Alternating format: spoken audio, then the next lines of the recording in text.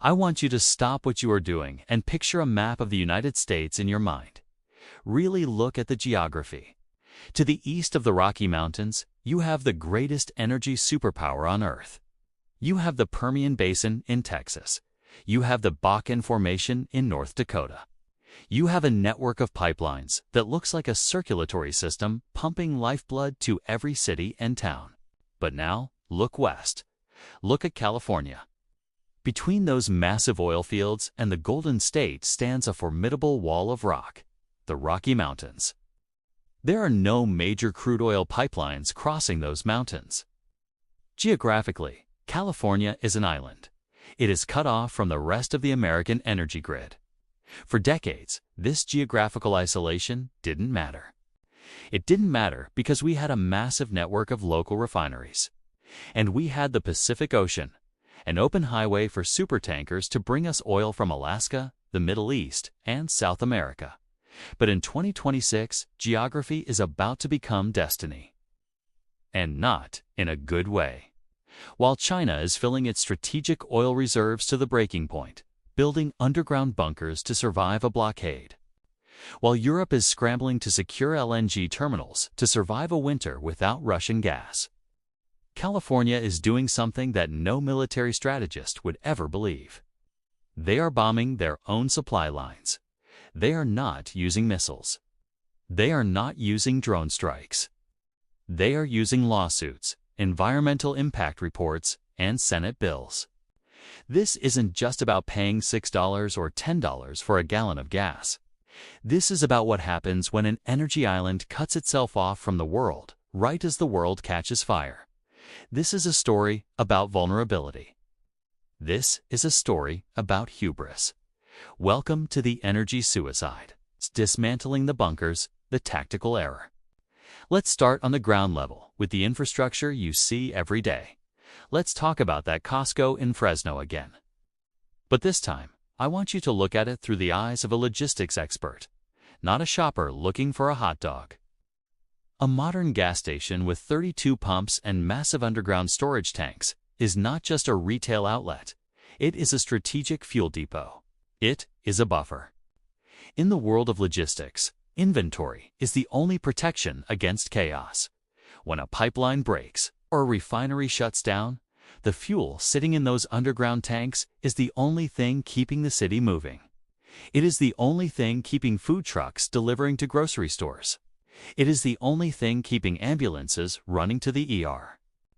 So when Judge Jonathan Skiles blocked that project on July 17, 2025, he didn't just stop a store from opening.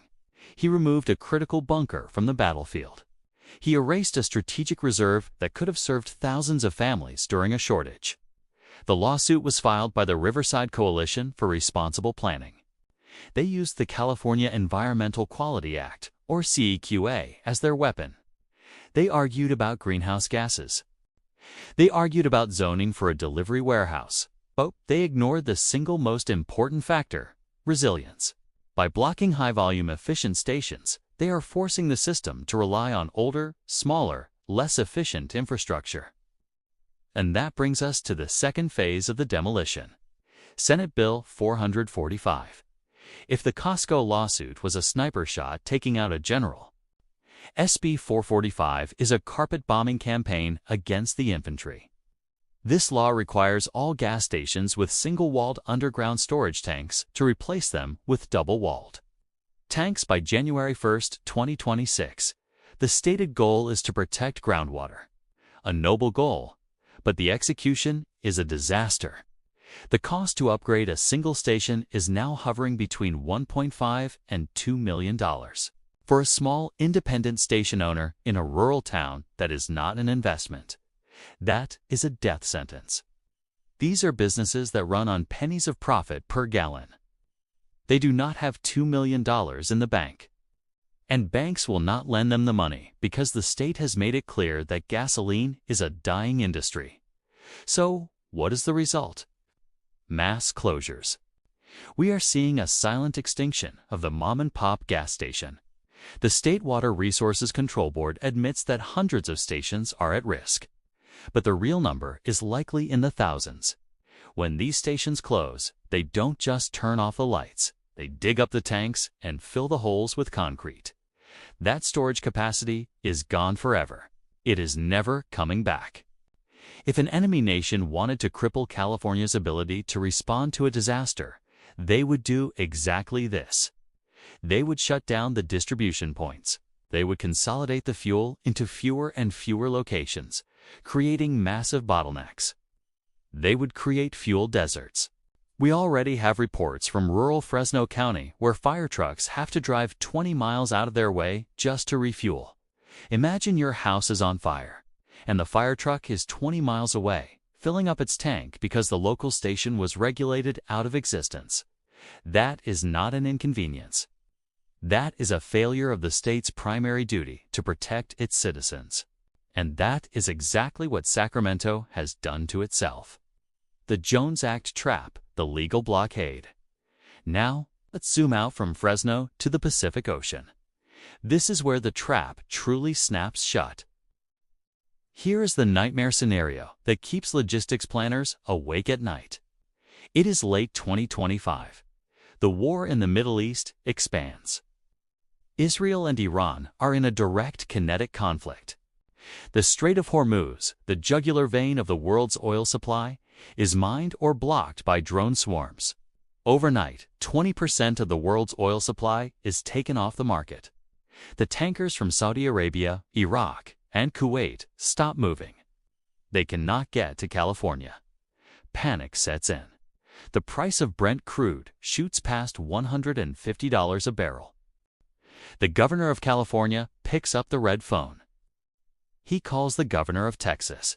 He says, "We are starving. Our refineries are running dry. Send us oil, send us gasoline. Save us," and the governor of Texas will have to say, "I want to, but I can't." Why? Why can't the largest oil-producing country in the world send oil to its own state? Because of a ghost from 1920. A federal law called the Merchant Marine Act of 1920. Better known as the Jones Act. This law mandates that any goods shipped between two American ports must be carried on ships that meet for strict criteria. 1. They must be owned by U.S. citizens. 2.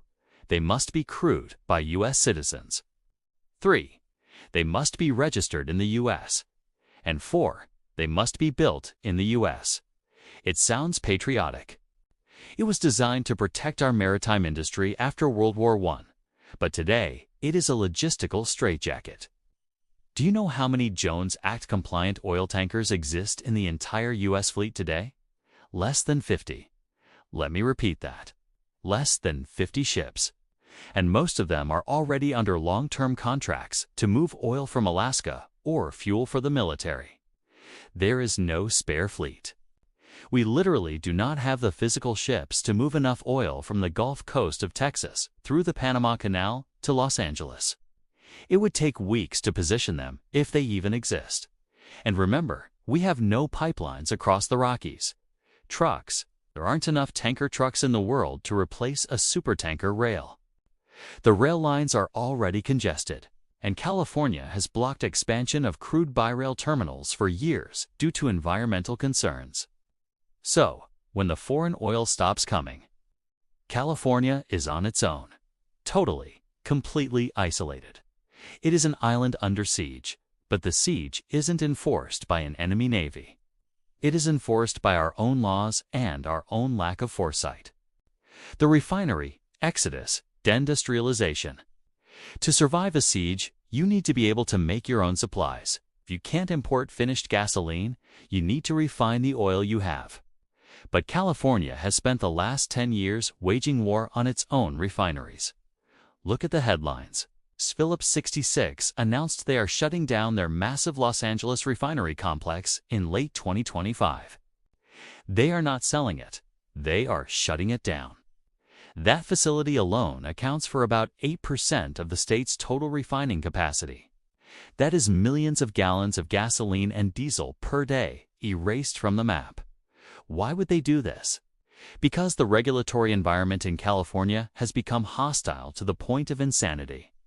the state has passed laws capping profits. They have passed mandates requiring expensive retrofits. They have signaled loudly and clearly that they want to end the oil industry by 2045. So the oil companies are listening. Chevron is moving its headquarters to Texas. Valero is selling assets. They are engaging in what economists call harvest mode. They are extracting the last bit of profit from their existing assets without investing a single dime in maintenance or upgrades. And then they will leave. This is de-industrialization. We are tearing down the complex factories that turn black sludge into the diesel fuel that powers our civilization. And make no mistake, diesel is civilization. Without diesel, the tractors don't harvest the crops in the Central Valley. Without diesel, the trains don't move. Without diesel, the delivery trucks don't bring food to the grocery store. A city like Los Angeles or San Francisco has about 3 days of food on the shelves. If the diesel stops, the city starves in 72 hours. That is not a movie plot. That is the physics of just-in-time logistics. The grid illusion and the duck curve. Now, the politicians will tell you that I am fear-mongering. They will say, this is exactly why we need electric vehicles. We need to get off oil so we aren't vulnerable to war. On the surface, that sounds logical. But if you scratch the surface, you find a lie so dangerous it could collapse the entire state. They are pushing you onto a lifeboat that is already leaking. The electrical grid, the state mandate says that by 2035, all new cars must be zero emission. They want to replace 20 million gas cars with 20 million electric cars.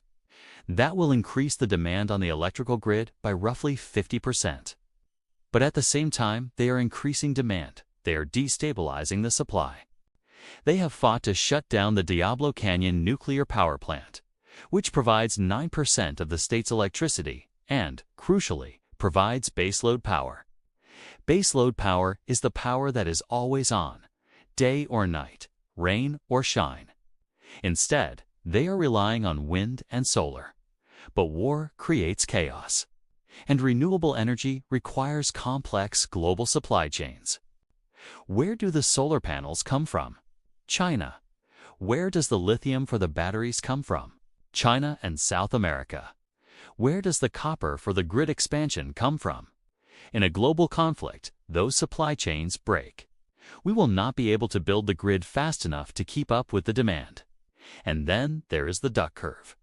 This is the famous chart that shows how California has too much solar power at noon and not enough power at 6 p.m. when the sun goes down.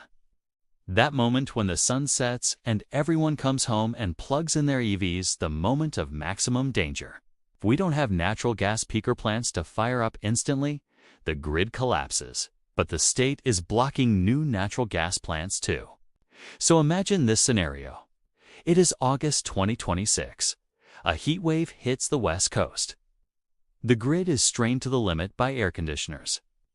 The Middle East is at war, so gas is $15 a gallon, and the stations are dry anyway. Everyone is trying to charge their EV. And then a cyber attack hits the grid, or a wildfire takes out a transmission line. The power goes out. Now you have a population that cannot drive their gas cars because there is no gas. And they cannot drive their electric cars because there is no power. And they cannot buy food because the credit card machines are down and the delivery trucks are stalled. You have created a trap with no exit. By destroying the fossil fuel infrastructure before the electric infrastructure is battle-hardened and redundant. California has violated the first rule of military strategy. Never destroy your old bridge until the new one is finished. And right now, we are standing in the middle of a burning bridge holding a sledgehammer. The siege mentality. So, when you drive past that empty lot in Fresno, don't just see a failed business deal. See a missing piece of armor. See a hole in the shield. When you see the price of gas hitting $7, then $10, don't just see inflation. See the cost of vulnerability. We are entering a period of history where the world is becoming more dangerous, not less. Nations are hoarding resources. They're building resilience. They are shortening their supply chains. Amen. And California is the only place on Earth that is actively, proudly, and aggressively destroying its own resources. This is not an accident. This is a blueprint for collapse. If you live in this state, you need to understand that you are living in a demilitarized zone. Your supply lines are cut. Your reserves are empty. And your escape route is blocked by geography and law. The state government has made a bet. They bet that the world would be peaceful. They bet that the transition to green energy would be smooth and cheap. They bet that they could engineer the economy from the top down without consequences. They lost that bet.